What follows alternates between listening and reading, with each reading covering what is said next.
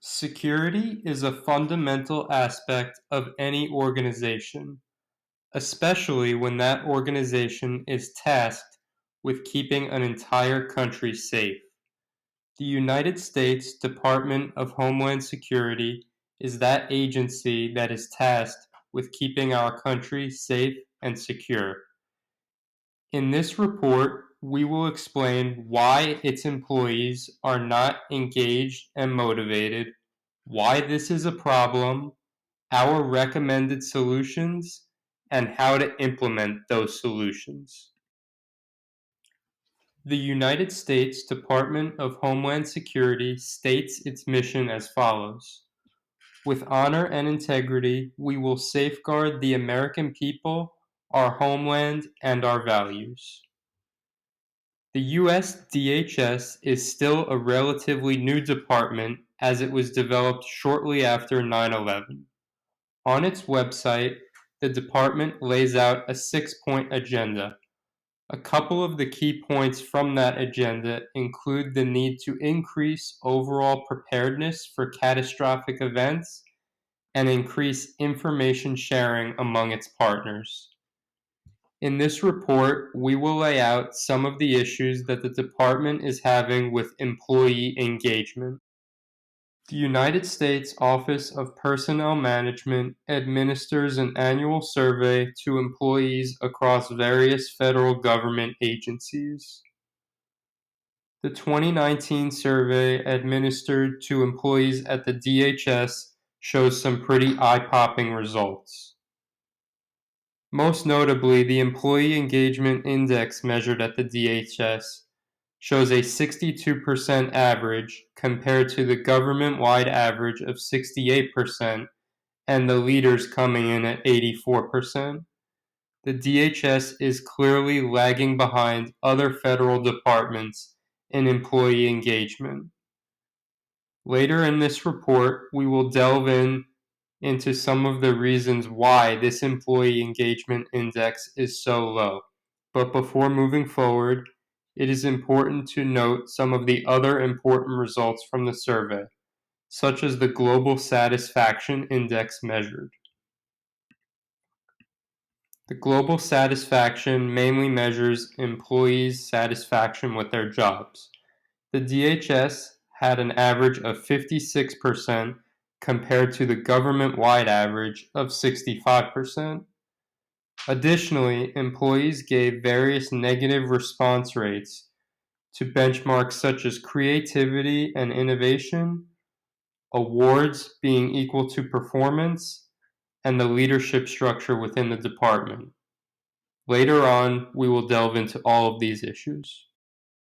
The main problem that exists at the Department of Homeland Security has to do with employee engagement. Before moving forward, it's important to gain a better understanding of exactly what employee engagement is. It is defined as the emotional commitment the employee has to the organization and its goals. Employee engagement directly affects work product, and there are benefits to having engaged employees, just as there are detriments to having disengaged employees. For example, one of the benefits is relationships with coworkers. This is important for the DHS because mostly all of its employees work in teams, and they must feel strong team cohesion and the willingness to work with others. For example, one of the detriments of not having engaged employees at the DHS could be missing key threats from outsiders that they are supposed to catch to keep the country safe. All of this can have a snowball effect within any organization. Engaged employees can cause numerous benefits for the organization, and not having engaged employees can truly hurt any organization. This is why it is critical for the DHS to introduce reforms to further engage its employees. The basis of our analysis on the DHS and the low employee engagement associated with employees within the department was derived from the Department of Homeland Security 2019 Agency Management Report. In the report was the 2019 OPM Federal Employee Viewpoint Survey, Agency Management Report. The goal of the survey is to garner information from employees regarding their opinions on different characteristics of successful organizations that are present within their organization. It allows employees to both voice displeasures and emphasize strengths of the organization itself. The report is broken into three sections. First, the respondent overview. Second, the results are broken into the Employee Engagement Index, New IQ Index, and Global Satisfaction Index, and finally, the decision aid. These three areas will be the focus of our analysis. Understanding the individuals who make up the sample of employees surveyed is crucial in the ability to comprehend the results. The respondent overview offers some interesting statistics regarding those surveyed. First, the overall response rate was 42%. This, along with the corresponding information regarding the component these individuals are derived from, helps assure us that the sample appears representative of the population we're seeking to learn about. We are also provided information on the demographic of the survey respondents and finally the age of these respondents.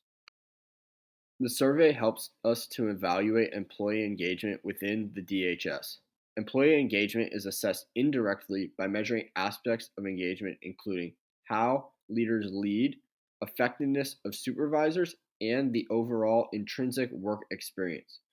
The DHS scored a 62% in the employee engagement category, an average which places below the government wide average.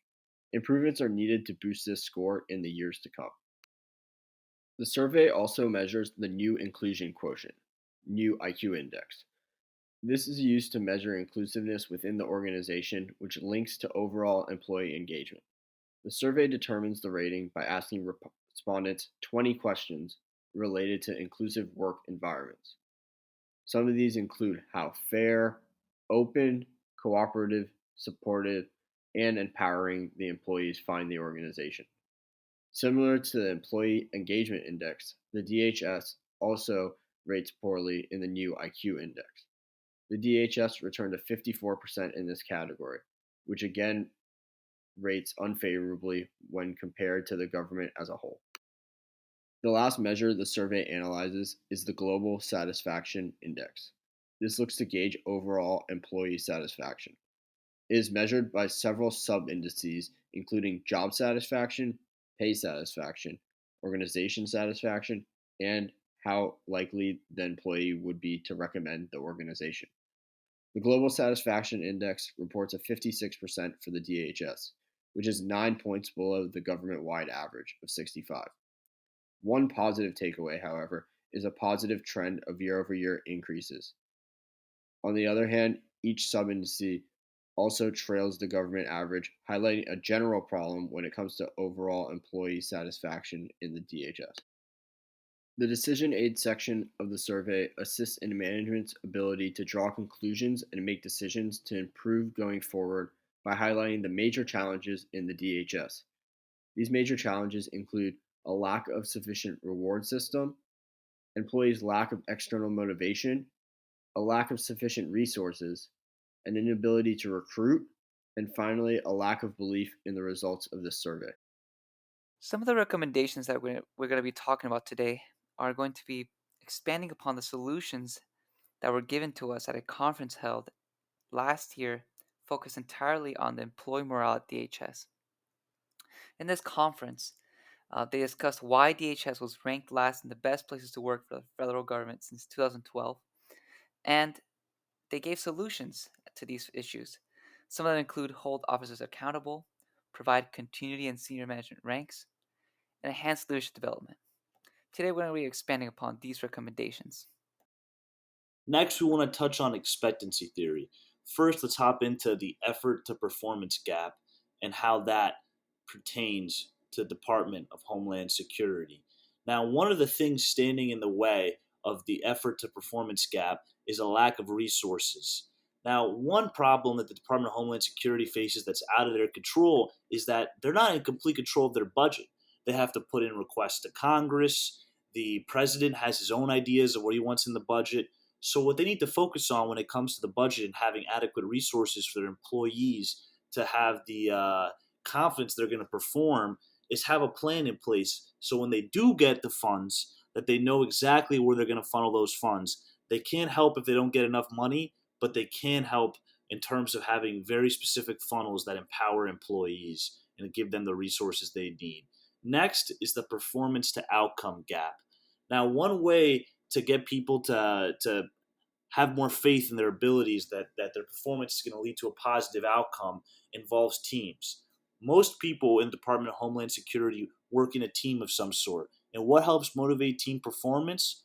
Rewards. Not just any rewards, not individual rewards, team rewards. Now, one very popular form of team rewards is gain sharing plans. And gain sharing plans, teams reap monetary rewards from saving the organization money or becoming more efficient. Now, the Department of Homeland Security is not a for profit organization. They need to spend all the money they have. So, we're not going to reward not spending money because the money needs to be spent, even though it should be spent efficiently. So, how can we get creative here and still reward the teams properly? What we could do instead is highlight high performing teams at an agency wide level. So we could have some sort of award ceremony or maybe send out some sort of pamphlet recognizing team performance. And now if that's not enough, we could also tie the high performing teams, we could help their career trajectory. The highest performing teams are up for a promotion this year. They get moved up to a department of their choice. Things like that to help motivate the performance to outcome gap and help close that gap. At DHS, many employees are not fully committing to management's requests. They are either complying or resisting to them due to the influence managers have on their employees. According to the survey questions, we have been able to discover that employees at DHS are not being recognized for their individual efforts, yet their managers are very strict at holding employees accountable for their assignments.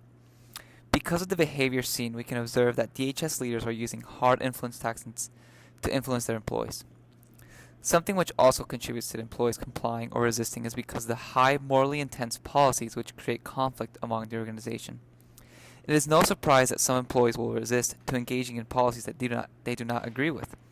Our solution is to hold officers accountable through 360-degree feedback and emotional intelligence trainings.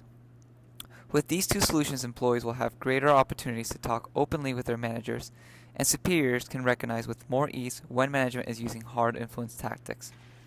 With the emotional intelligence trainings, we will be able to help managers influence their teams with soft influence tactics and help them refrain from using hard influence tactics. We hope that as a result of all of these recommendations, we can establish greater unity among managers and employees. One of the issues I want to highlight here is the team development process. All teams go through multiple stages before they can perform at the highest levels. These stages include forming, storming, norming, and ultimately performing. That's the goal. One of the big obstacles in the Department of Homeland Security that stands in the way and drags out this process and forces it to restart is the constant change in top leadership positions. Now, it's not just this top secretary that gets cycled every time a new president comes in. There are countless leadership roles that end up having to get replaced all the time. And with this disjointed leadership, we then have issues in terms of team performance. You almost need to restart the whole norming process all over again to get reacquainted and readjusted in order to perform at the highest levels. That is why one of our suggestions here is to extend the life of many of the leadership roles. Now, the executive branch needs to have some level of influence over policies and leadership of the Department of Homeland Security, but by creating more roles that last longer periods of time and don't switch every 48 years, we're hoping that this team development process could be streamlined. At DHS, employees are not being treated fairly. They say that poor performers at DHS can take 4 to 8 months to being fired. There's poor recruitment of talent, and because of this, people are quitting or working at lower efforts. They say that management doesn't even have the correct qualifications for their job. So what do we recommend? We recommend to invest in more leadership development. We know that if we have better leaders, we have better employees. And we have better employees, we have a whole better organization. And that way, managers can be more equipped to know when to give people the pay raises that they deserve and also the pay cuts if they're not working well. And overall, this will create a more sense of unity and equity among employees, and more motivation and higher employee morale. The Department of Homeland Security's issues with employee engagement and motivation may stem from other issues plaguing the organization. We will explore these now. As mentioned before, the Department of Homeland Security is a newer department, having been founded in 2003. Because of their age, in addition to the fact that it compiles 22 different agencies ranging in age and strength of culture, it has been difficult for leaders to create a unified organizational culture within DHS. This is seen through how employee name tags signify a specific department rather than Homeland Security as a whole. This is important as studies have shown employees to value culture more when applying for jobs. As a result, organizational culture can be an overarching factor in any of DHS's issues. Two of the other issues relating to employee engagement and motivation involve workplace misconduct, along with psychological health and resilience. In terms of misconduct, a 2019 report found that Homeland Security falls short in handling workplace misconduct, largely due to an understaffed employee relations office, unclear responsibilities, and differing policies about misconduct across the different components. As for psychological health and resilience, a 2017 study states that it is unclear whether current programs in place to support mental health are effective or not.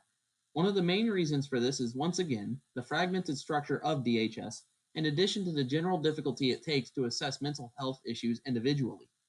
The reports expressed a few recommendations to handle these issues. For the misconduct issue, recommendations include creating a central entity that can handle processes relating to reporting misconduct, to be led by the Chief Human Capital Officer. Meanwhile, psychological health and resilience can be improved by ensuring all employees have access to support when needed and enforcing clearer policies across the board. Broadly speaking, most of these recommendations relate to the need for a unified organizational culture at DHS, as mentioned earlier. So, how does DHS change? The main idea continues to be the need for a unified organizational culture for everyone across the 22 agencies to buy into. Wade Townsend, a student at the Marine Corps University in 2012, wrote a thesis about DHS in which he highlighted three models of change: mimetic, coercive, and normative. The mimetic model pertains to copying what others do, which is noted in the thesis as what DHS does right now. The coercive model suggests change brought on from the outside. Finally, there's the normative model, which would be most effective because it's more intrinsic, coming from the inside and spreading throughout. Because it comes from within, it's more likely to stick compared to more forced changes from outside legislation or copying what others do. Also, a coercive model would take time given Washington politics and how long it takes for regulations to be passed. In order to begin moving towards effective change, though, DHS must follow the action research process. Luckily, by ordering these two reports on workplace misconduct, they have already worked on the first steps of this process, being gathering and analyzing the data. Now, DHS must work to implement the suggested changes and finally complete the process by gauging the effectiveness of their changes. In conclusion, we highlighted individual level issues. These issues include lack of engagement, motivation, perceived inequity of compensation, a lack of competence in employees' abilities, and a lack of resources. Some organizational level issues we discussed were the disjointed structure across the multitude of agencies that are encompassed within the Department of Homeland Security, the lack of unified culture, and the lack of continuity of leadership. For these reasons, the Department of Homeland Security has consistently lagged behind other agencies within the federal government. In the conclusion, we highlighted the need for flexible, team oriented workers. But to recruit the new generation of workers with these traits, the Department of Homeland Security needs to fix the individual level and organizational issues. There is a huge potential for a united Department of Homeland Security. With that united culture and structure, there truly are no challenges that the Department of Homeland Security cannot face together.